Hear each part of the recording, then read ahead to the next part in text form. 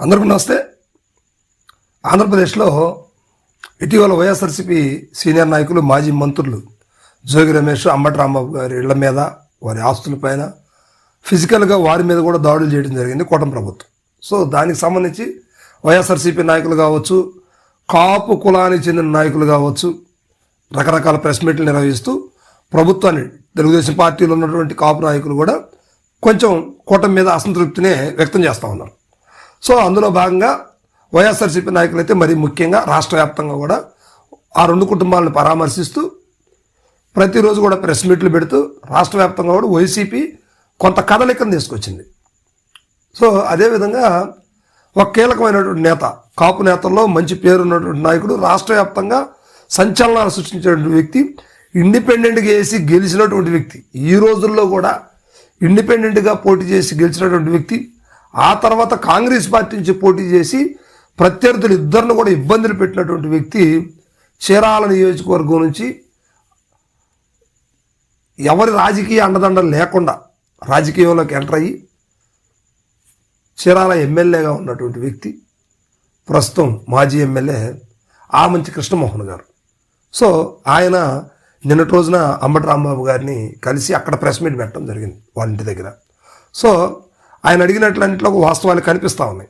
ఎందుకంటే వైఎస్ఆర్సీపీకి తప్పు చేసిందా ఒప్పు చేసిందా అనే విషయం పక్కన పెడితే, ఒక మాజీ మంత్రి, ఒక విఐపి, ఒక పార్టీ నాయకుడైనటువంటి అంబటి రాంబాబు గారి మీద దాడి చేయడం అనేది ఫస్ట్ మాట్లాడితే, అంటే అసభ్యంగా మాట్లాడితే ఆయన్ని మాట్లాడలేదు, మాట్లాడిన దానికి కూడా నేను క్షమాపణ చెప్పాను అని చెప్పిన తర్వాత కూడా ఇంటిపైన దాడి చేసి వారిని కొట్టడం అనేది చాలా తప్పు. ఇలా కొట్టుకుంటా పోతే ఎంతమందిని కొడతారు మీరు అనే మాట ఆమంచి కృష్ణమోహన్ గారు ప్రభుత్వాన్ని ప్రశ్నించారు. అదేవిధంగా డీజీపీ ఆఫీస్ దగ్గరే ఉంటుంది, 6th బెటాలియన్ ఫోర్స్ మొత్తం కూడా దగ్గరలోనే ఉంటుంది, డిఐజీ రేంజ్ కూడా అక్కడే ఉంటుంది. సరే ఇన్ని ఉన్నా కూడా పోలీసులు ఒక 6 గంటలు 7 గంటల సేపు వారింటి మీద దాడి జరుగుతూనే ఉంది. అయినప్పటికీ ఎందుకు పట్టించుకోలేదని చెప్పేసి ఆమంచి కృష్ణమోహన్ గారు మాట్లాడారు. సో అదేవిధంగా కాపులంటే మరీ రాష్ట్రంలో చిన్న చూపు అయిపోయింది. ఒక పక్క ఇప్పటి వరకు రెడ్లు కొంతకాలం పరిపాలించారు, కమ్మలు కొంతకాలం పరిపాలించారు, కాపులు ఈ మధ్య కాలంలోనే అభివృద్ధి చెందుతున్నారు. మరి ఇలాంటి కాపుల్ని అనగదొక్కడానికి చేస్తున్నటువంటి కుట్రలో భాగంగా ఇవన్నీ కూడా జరుగుతున్నాయి అని ఆమంచి కృష్ణమోహన్ గారు కాపులపై జరిగే దాడుల గురించి ఆయన మాట్లాడటం జరిగింది. సో కాపుల జోలికి వస్తే రాడ్డు దిగుద్ది, ఇంకా అందులో అనుమానం లేదు అని కొంచెం హార్ష్గా మాట్లాడటం కూడా జరిగింది. సో ఇదన్నీ కూడా ప్రస్తుత కూటమి ప్రభుత్వాన్ని ఉద్దేశించి బహిరంగంగానే మాట్లాడారు. సో త్వరలో వైఎస్ఆర్సీపీలోకి మళ్ళీ ఎంటర్ అవుతారనే మాటలు కూడా వినిపిస్తూ ఉన్నాయి. సరే, ఆ విషయాన్ని పక్కన పెడితే ఆమంచి కృష్ణమోహన్ గారు కాపులకి పెద్ద ఎత్తున పిలుపునిచ్చారు. ఈ పిలుపులో సారాంశం ఏంటంటే, కాపులు మొత్తం ఐక్యంగా ఉండాలి, కాపులను అడ్డం పెట్టుకొని ఉప ముఖ్యమంత్రిగా ఉన్నటువంటి పవన్ కళ్యాణ్ వల్ల ఎలాంటిది జరిగింది లేదు, కానీ రాష్ట్రంలో ఏ పార్టీలు చూసినా కాపులు కీలకమైనటువంటి పదవుల్లో ఉన్నారు, కీలకమైనటువంటి వ్యవహారం చేస్తూ బాధ్యతలు స్వీకరించి పనిచేస్తూ ఉన్నారు, కానీ ఆయా పార్టీలు గుర్తించడం లేదు. సో అందువల్ల మనందరం కూడా కలిసి ఉండాలి అనేది ఆమంచి కృష్ణమోహన్ గారి పిలుపు.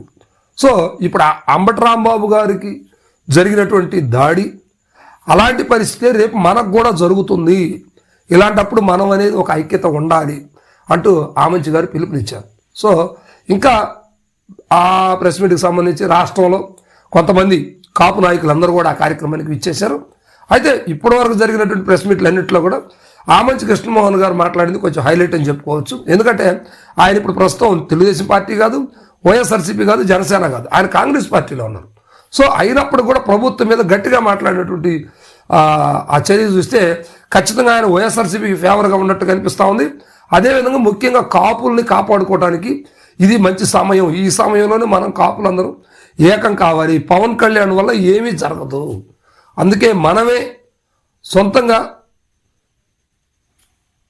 ఆంధ్రప్రదేశ్లో మనం ఒక పార్టీ అంటూ మనమంటూ ఒక క్రియేటివిటీని చూపించాలి అని ఆమంచి కృష్ణమోహన్ గారు చెప్పడం అనేది రాష్ట్ర వ్యాప్తంగా కూడా సంచలనాలు రేకెత్తేసింది. కాపులందరిలో కూడా ఉరిమే ఉత్సాహం బయలుదేరింది. సో అదేవిధంగా తెలుగుదేశం ప్రభుత్వం మీదనే వ్యతిరేకంగా మాట్లాడేటువంటి మరో వ్యక్తి రాధా. వంగవీటి రాధాకృష్ణ గారు. సో ఇప్పుడు ఆయన కూడా వైఎస్ఆర్సీపీ మీటింగ్లో కూటమి ప్రభుత్వం మీద కొంత విసుగుపడుతూ మాట్లాడిన సందర్భాలు కనిపించాయి.